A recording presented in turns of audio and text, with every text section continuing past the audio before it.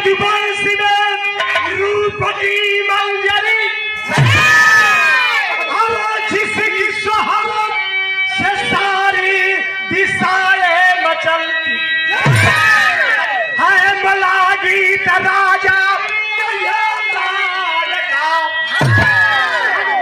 देख कर हुस्न जिसकी अभी है भी हंसती मान मर्यादा मुश्किल मिलन चाह में मान मानो सम्मान पे जंग में आज जंग की जवाने हुए जिंदगी को लुटा दे वे अरमान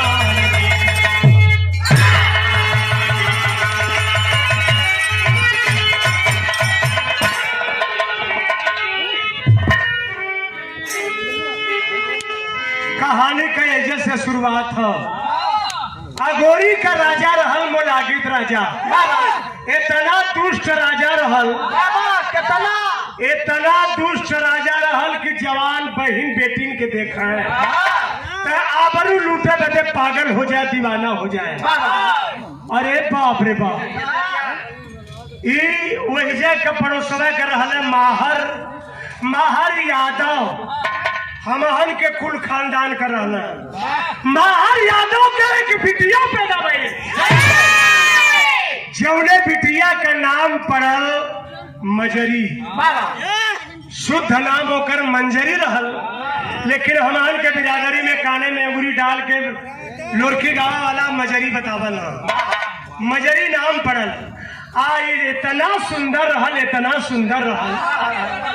इतना सुंदर रहल कि सुंदरता का शोर मच गया।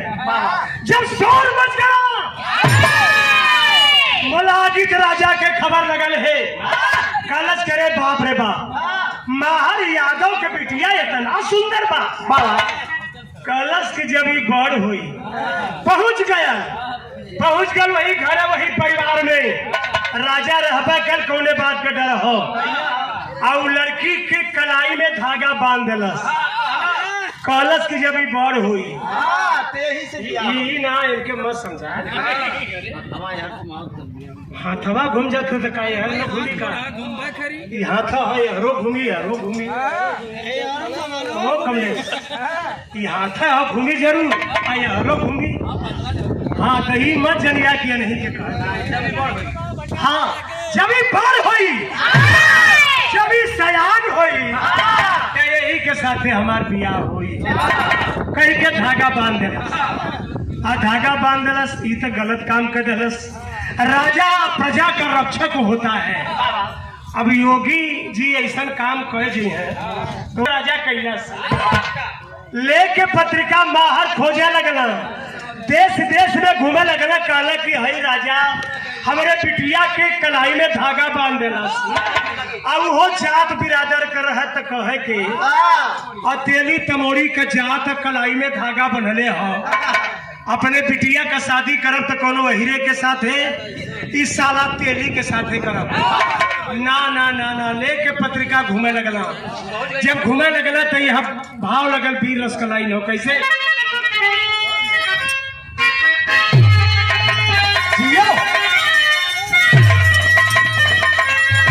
ए भैया तर्ज है रामदेव उस्ताद वाली कैसे गावा मास्टर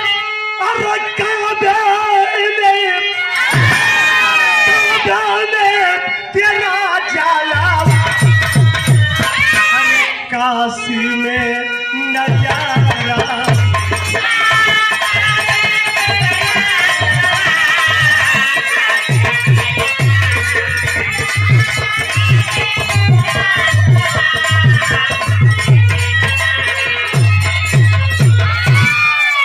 हमारे उस्ताद वाली रहल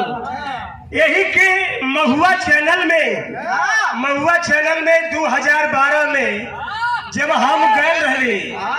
10 जेंट्स कलाकार गावत हुआ घरवा घास ना छिलल हम नहा दे काल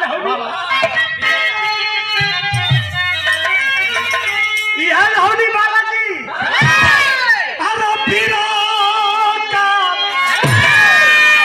पीरो का घरा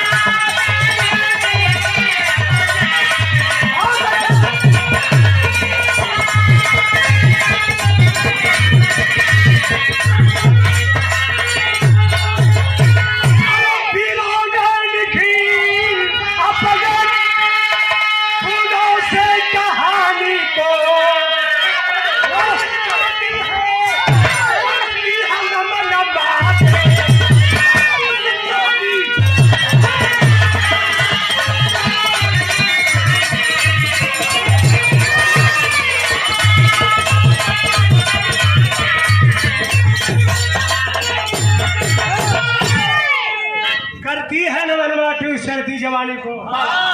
गवत ही हम गिरत तू हुआ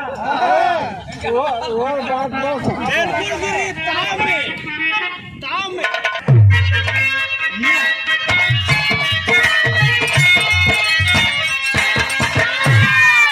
देखा बुल्लू उस्ताद का ये अंदाज है कितना काट काट के गम है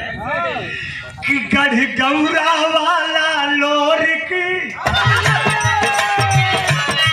सुनकर ये लाल राजा का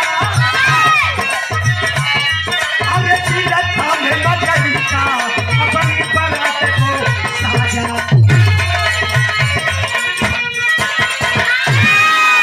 आई बाराती गोरी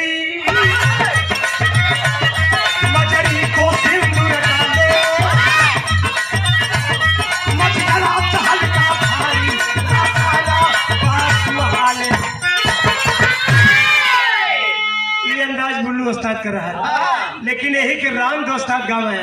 कैसे राम धनी गायक का बेटवा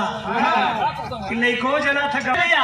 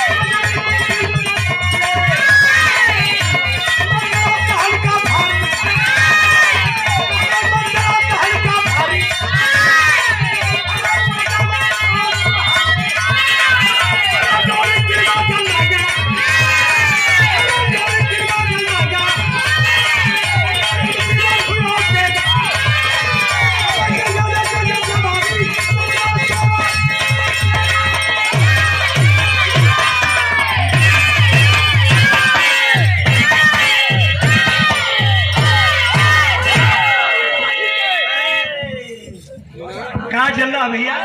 पाकिस्तानी आएगी ना सारे। अरे मर्दे लोरखी कभी रहा है पाकिस्तानी कहाँ से आप तुझे पाकिस्तानी आ गई ना ये समझा के जानत हूँ भाई उम्र कितना है ये जोश में होश खो देते हूँ याद आ गए सीमा हैदर का एक कांड निकलल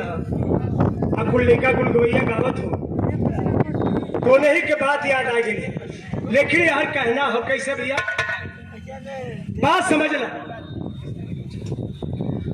जब धागा बांध देना आप तो लेके पत्रिका खोजा लगला अब घूमा लगला आखिरकार घूमत घूमत जहां जाए देखिए ये हमारे शिष्य हैं बहुत सुंदर बिरहा के गायक कलाकार है धोबी गीत होली गीत कजरी और तमाम गीतों के ये माहिर कलाकार हैं हमारे शिष्य भी हैं तो कमलेश यादव बालाजी गाजीपुर के निवासी हैं बनारस लेढ़ूपुर में रहते हैं अब नहीं अपना खासा ही लेढ़ूपुर में वो अपन मकान लेके रहत बाड़ा तब आ खोजत खोजत पहुंचलन कहा गई यही गौरा में गढ़ गौरा वीर लोरी के पास पत्रिका थमा दल आज जब थमा दल पत्रिका तो वीर लोरी कहल कि अरे अरे सारा बोला आगित राजा तेली तमोड़ी का चार आज बिरादरे के बिटिया के दुल्हन बनाई बिरादरी का वीर मरगल हुआ का अरे मरगल हुआ तो हम जिंदा आई वीर अहीर वीर लोरी कल की चला चला वापस तू शादी का तैयारी करा हम बारात लेके आई हम मजरी से बियाह हम करब आ देखब साला साला धागा बनले हत आवेला कि ना बारात लेके वीर लोरी कैले बारात सज धज के आइल है मजरी से बियाह कैला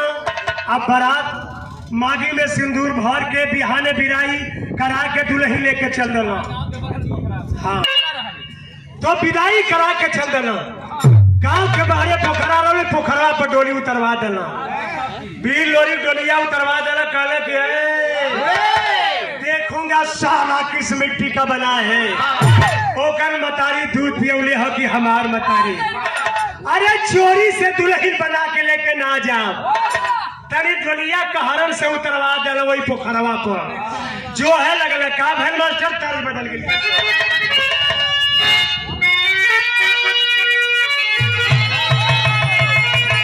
वह तर्ज हो हमारे उस्ताद वाली तर्ज है। कैसे भैया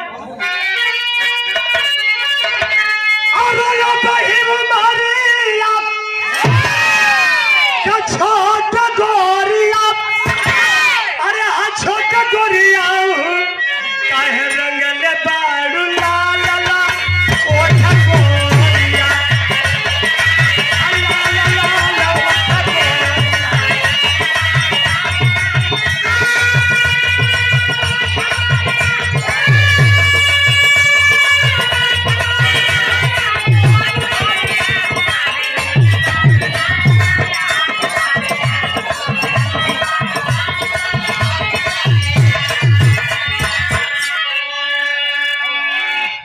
करा के चलन हुआ तब का बहन मास्टर। अरे कर का विदाई, अरे कर का विदाई, हम लोग का सोच मानवारे अब यही है दुश्मनरा हमारा।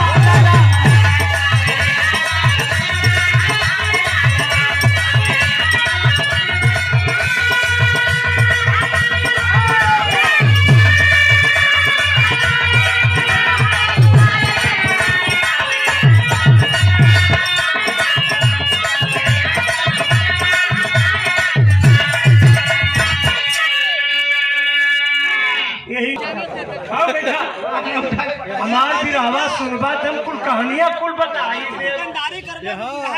हमरे गाँव के पहले में रंपा के भेज के खबरिया बोला बना। कहानी सुनिए, ध्यान लगाइए, दिमाग कहीं और है आपका। भेज के खबरिया बोला बना, अरे यहाँ राज सुखद बतिया आधा राज दे दे।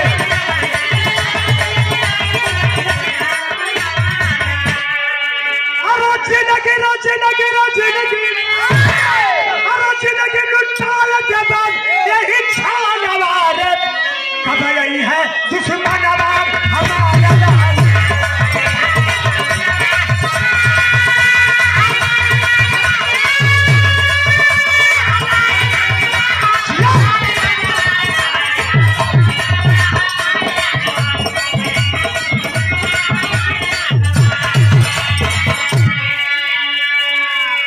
विदाई करा के बीर लोरिक मजरी के डोली में बैठौले हो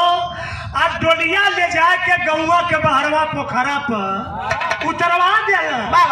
ए बदे उतरवले जो राजा मोलागी था धागा बनले हो।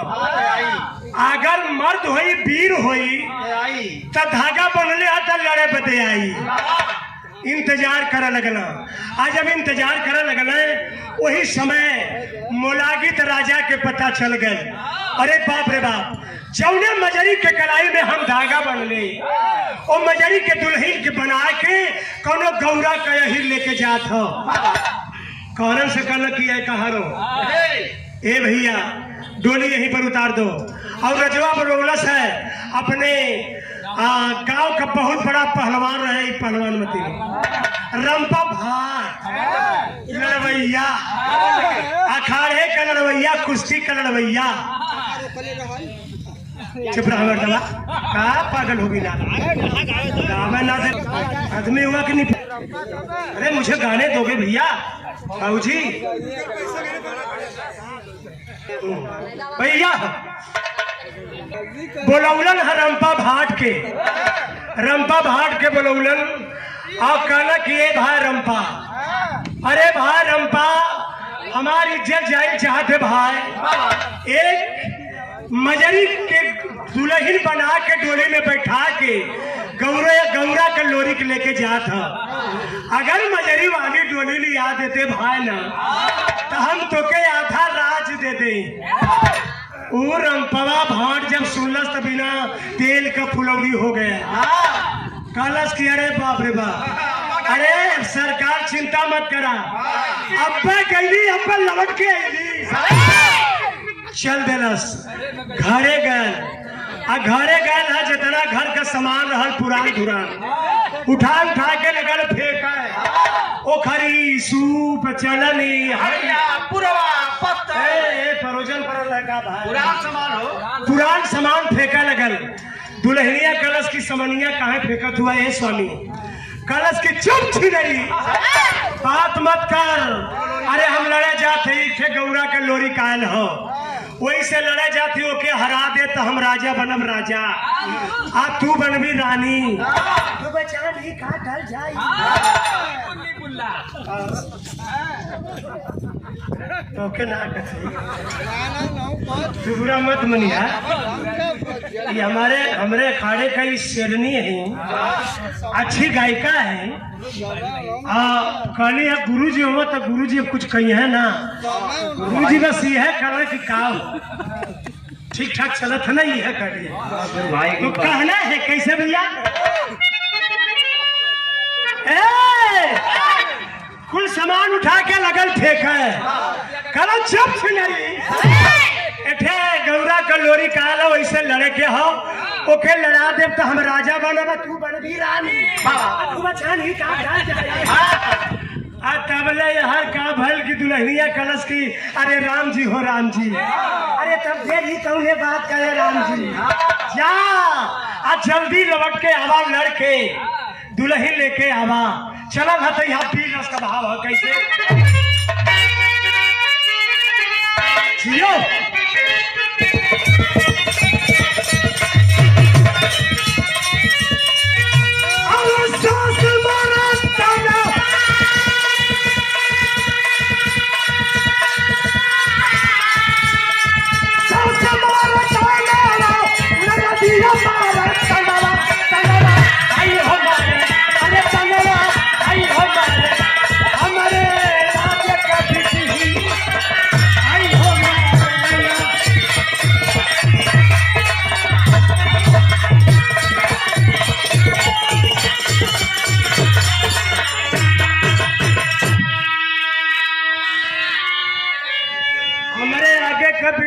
तनवा है हो मारे ना, ये मत समझिया कि इनके कहते पूजा निगम तो बड़ी अच्छी गायिका है, और जब हमहन के कुछ ना कहते तो हमहन काय के गाय मारी। ए भैया ई गावे के बुल्लू उस्ताद ला हवे, रामदेव उस्ताद के हीरा चचा से भी रहा है उनके ला हवे, ई 50 हीरा चचा गावे कैसे बदल के गावे, हीरा चचा कैसे ला हवे, अरे हे हो या ने बेबी, अरे हे हो या ने बेबी, अब तो हरे खोई छवई में बेबी, अरे तनी मां या के, अरे तनी मां या के, अरे हम के दिल जागा दुरानी, तनी मां या के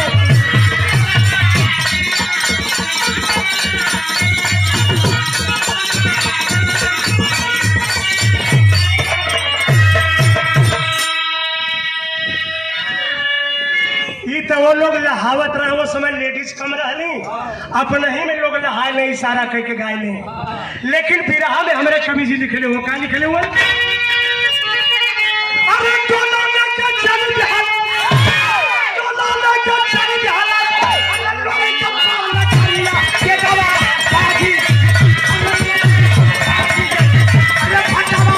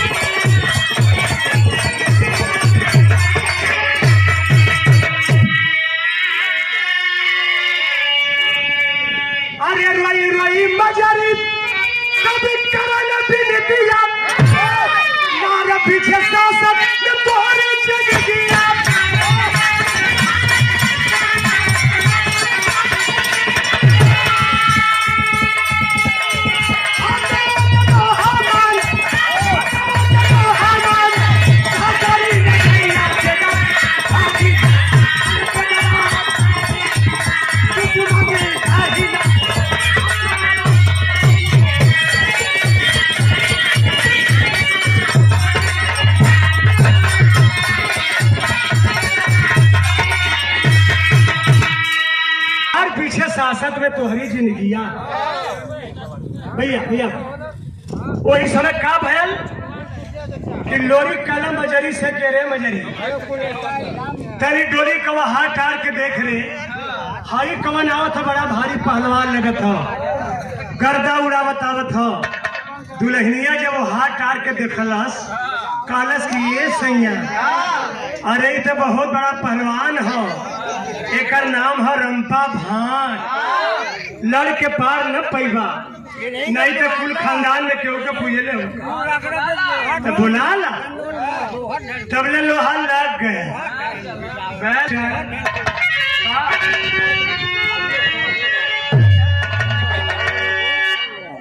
ए भैया की अब आवत है आवेदा जिंदगी भर लोहे तल लड़ली अहिर का जात वीर लोरी सोचत हो जिंदगी भर लोहे तल लड़ली आज लड़ब ना पहले बुद्धि से काम ले दिमाग से काम ले लोग कहला कि हिरन का बुद्धि 12 बजे रात के खुले ओ हम कहला कि ऐसा बात नहीं हो हिरन का बुद्धि 24 घंटा खुलल रहे ए भैया वीर लोरी कहला कि आवत है आवा आवा रंपा आवा भाई आवा तो के देखता हमारा धोती सरकत के आवा भाई एक बोझा यहाँ का कोरई हो बड़ी प्रसिद्ध चीज है कोरई अगर काट के दे देता तो हम लेके चल जाई अपने पवन आई मजरी कवोली डोली लेके जा हम का करब तो वो सोचा था कि मूर्खा यही रह का भैल तर्ज बदल गई मास्टर कैसे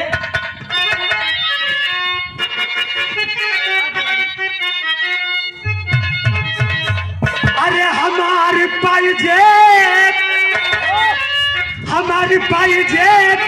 राजा हीरा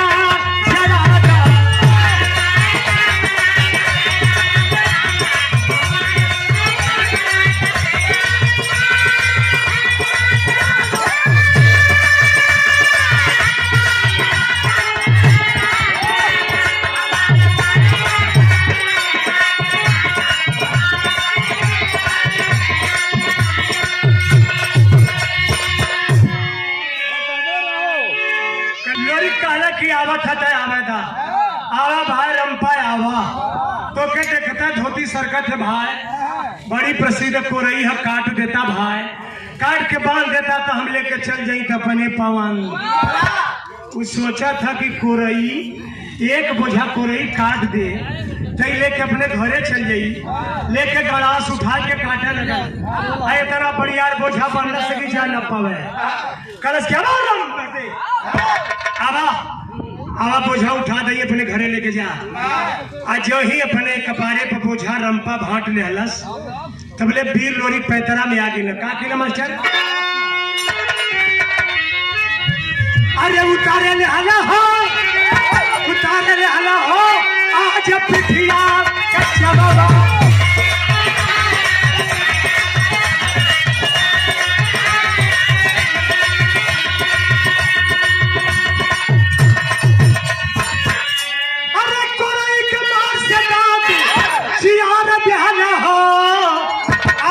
पिठिया गचामावा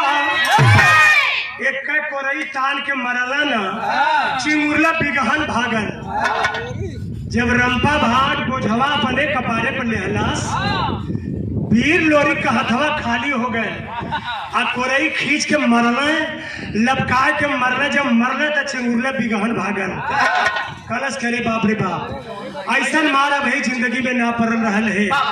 भैल का मास्टर लगल हनुमान चालीसा पढ़ाए श्री गुरु चरण सरोज गौरा के मार दरा के फूल गिरतैया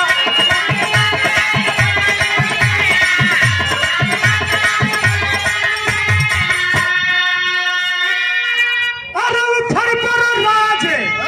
अभी फरार भइला हो आज पिठिया गचामा भागल वहां से भाग गए बिल लोरी कहला कि आओ है कोरैया ले जो है दुल्हनिया ले जो आले ले चौकवासन दुल्हन लेवा ले जो भाग जब भगा दिया रंपा भाट भाग गए, सीधे मोलागित राजा के पास पहुंचल। मोलागित राजा पहले मोलागित के पास ना पहुंचल, पहले घरवा ओकर रस्तवे में पड़ल। दुल्हनिया के पचरवा पहुंचल, दुल्हनिया देखा थे खालस करी बाप रे बाप, अरे राम जी हो राम जी। दुल्हन घबरा गई, हमार राम जी आवा आवा बतावा ये राम जी, लड़ाई कैसे जीतला ये राम जी, हम तोहर आरती उतारा बे राम जी। अतबे राम जी कल छीनर, राम जी का हवा निकल गया। राम जी कल छीनरो हल्दी प्याज पीस के लिए आवा है, पिठिया पे देखा मरले ह छठी के दूध याद हो गल। पहुंचल भागल पराल राजा के पास। राजा देख के समझ गई ना क्यों ये मुंह बनौले हो हार किया। तब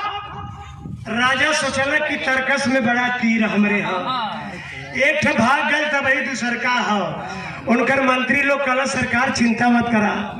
तर्ज बदल गई। कौने बात का चिंता मास्टर?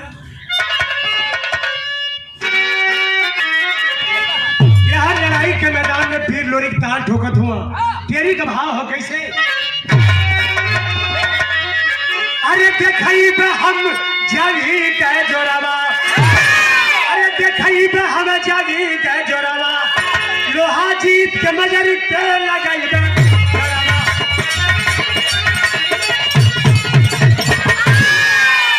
ये शिवव्रत यादव जी तरस से बड़ी कलेजा वाली धुन, हमें बड़ा कलेजा का बल लगी। कैसे गावे मास्टर राम दोस्ता? अरे छुनो लिया का गुजावा टूटल ये राजा, अछवलिया में गड़िया छूटल ये राजा।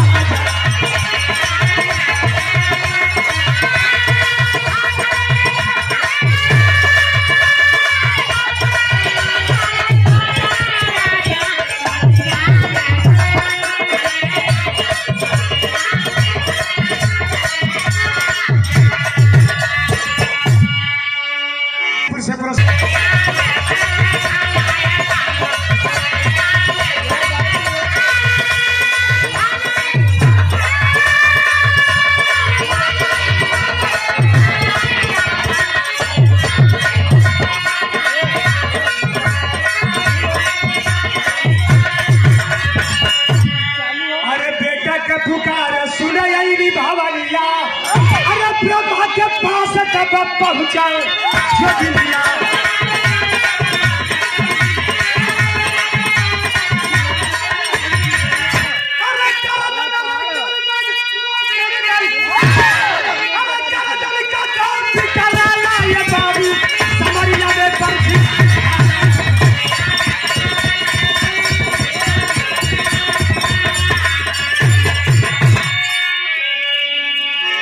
वीर लोरिक मरना है माई दुर्गा का नाम लेके,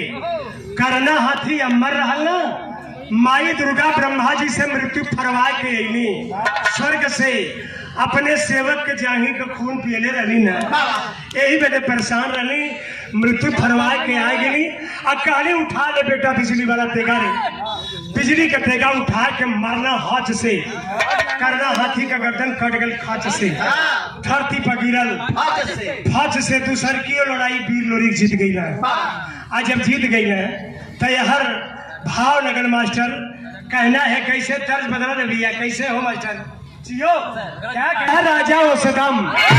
भले की आसत आया है, उस दम पापी भेज दिया, निर्मल को जल्द बुलवाया है। लेकर डोला पहुंचा था निर्मल अपने ससुरारी में, सुहाग रात ना बीत सके दुल्हा रोया कवारी में। मुलागित राजा का भयने रहना निरम्मल, वो अम्बर जवान रहना चिट्ठी लिखवाए के, ये तीसरी लड़ाई और आखिरी लड़ाई हो, लिखवाए के भेजवा देना। और कहला कि भाई नाव से कहला कि धाई जा हमरे भयने के पास दे दा, और दे दा। और लड़ाई लड़े के हो, कैसे लड़ाई लड़ब कैसे पानी बची। हमारे के खानदान में लड़की लोग गावला, कैसे गावला।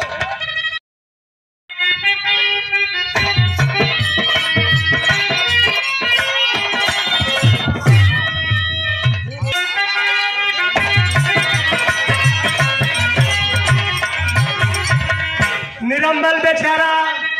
घरे रहल ना नौ बेचारा भागल पराल गल है चिट्ठी थमा देलस बियाह करा के छठे दुल्हन बैठौले रहना सतवीं विदाई करा के लेके आवत रहना आ तबले भेंट हो गई चिट्ठी थमा देलना कहलक ये कहारो भैया कि सैया कहा जात हुआ कहलन लड़े पे जात ही कैसे जात हुआ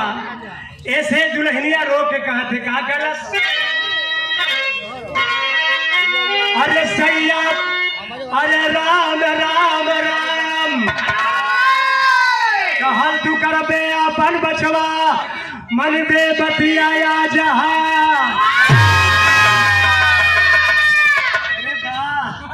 बिरादरी में काले में गुरी डाल के लोग लड़की गावल लेकिन अमन ढोलक हारमोनियम के साथ गाइला तनी ये अंदाज बदलल है कैसे दुल्हनिया रो के कहा थे कि ये सैया अब इतने डोली में बैठा के लेके जात हुआ सुहाग रात भी ना बीतल काहे बेटे विधवा बनावल चाहत हुआ ए भैया कहत बा कैसे कि सैया मानी जइबा अरे सैया मान जइबा हो अरे बतिया हो अरे लड़का लूटी लेला लड़का लूटी ले मुराहा बलिया हो अरे चरवा जानल हलवे मुराहा अरे चरवा जानल हलवे चरवा जानल हलवे मुराहा कौरवा के लेकिन मनल है अरे झुमत चलब यहाँ अमाजा अवाना अरे रानवा के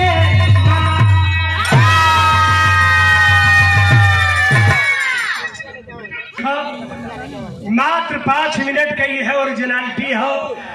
आ भाव लगल पहपट के कैसे मास्टर कहना है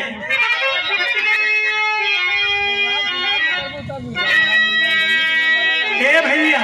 चिट्ठी थमा दलन पत्रिका थमा दलन आय हर भैल का तार ठोक के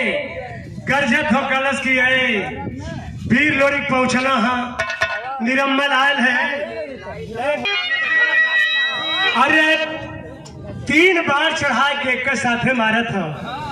आओ भैल का मास्टर आल्हा में कैसे अरे पहले हम बनवा में लोरिक संग दुर्गा गिरल कंदरवै में ताबा भाई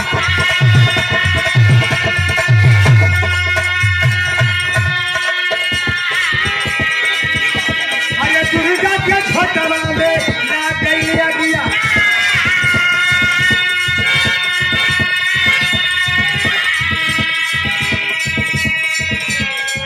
भैया यह त्रिशूल की तरह लोरिक जाके कंदरा के पास गिरल हुआ कहानी के निचोड़ हो और माई दुर्गा दिव्य दृष्टि लगौली है कि हमार सेवक कहाँ चल गए तबले कंदरा के पास बेहोश लोरी गिरल हुआ माई दुर्गा अपन हाथ के स्पर्श से लोरी का मूर्छा तोड़ली कहली कि का हो जिंदगी भर लोहे लड़ला आज लड़ने से डर लगा था जल्दी चला नहीं तो पीछे का झंडा गाड़ के निरम्बल जात हो लोरी कहला हाँ लड़ाई के मैदान में कहला कि का रे अरे निरमला तोर पारी रहल त तोरे वार के हम कटली है एक साथे 3 बार मरले है तोरे वार के कटली है आज जब हमार पारी आई है तब पहुंच दबाई के भागत हुए पीछे तकलस अरे बाप रे बाप कौने बिली में रहल रे बप्पा वही समय भय लगा मास्टर ए भैया वही समय माई दुर्गा का नाम लेके वीर लोरी को मरना हाथ से गर्दन कटल कट गल फच से अरे राय के धरती पर गिरल निरम्बल का विधवा नई जलेली दुल्हन आज विधवा हो गई सुहाग रात भी ना बीतल बाबू पति कैलाश के लेकर रोवत है कैसे खड़ी का भाव हमारे लाश के लेके रोवत है और कहत है कैसे मास्टर? अरे कटल कर दादा अब बजला गल बजना रोवल निरवल का माया नवा सुरा बाया गना।